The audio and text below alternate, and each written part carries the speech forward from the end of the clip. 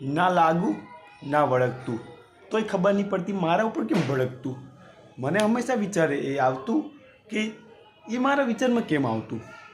હું નહોતો એના ક્યારેક જોડે લાઈફમાં, તો પણ કેમ થાય છે એ મારા જોડે એઝ અ લાઈફ પાર્ટનર કહો કે એઝ અ વાઈફમાં.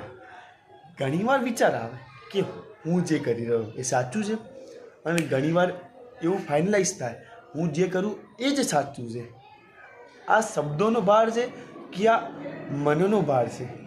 જો તમે સમજી ગયા તો અટકી ગયા, જો તમે ના સમજ્યા તો ભટકી ગયા.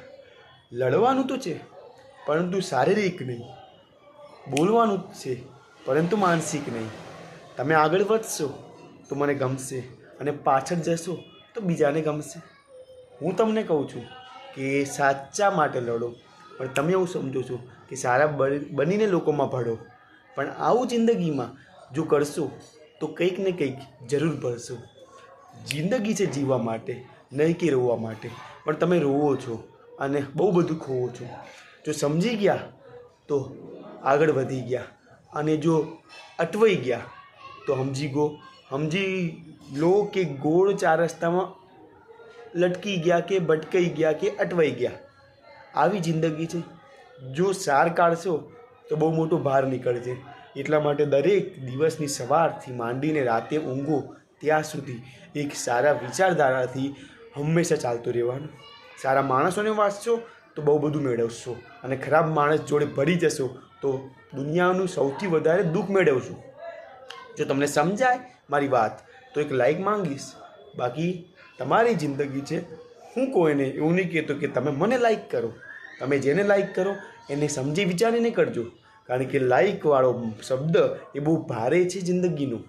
આ જિંદગી એકવાર મળી છે, દરેકને લાઈક આપશો તો આઈ થિંક ડિસલાઈક તમે જ થઈ જશો. હું તમને કહું છું જિંદગી છે પ્રેમ કરવા માટે, નહીં કે નફરત ફેલાવવા માટે.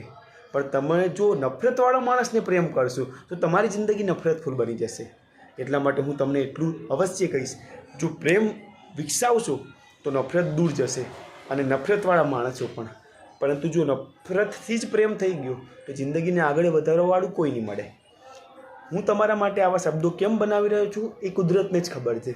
બાકી મારા હાથમાં એક હાથમાં ફોન ને બીજા હાથ આવી ગયો મારો. નથી આ કોઈ સ્ક્રિપ્ટેડ લાઈન, નથી આ કોઈ બનાવેલ લાઈન.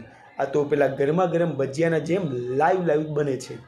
બાકી હું તમારી જોડે જ છું હંમેશા, અને જોડે જ રહીશ જો તમે રહેવા માંગતા હોય તો.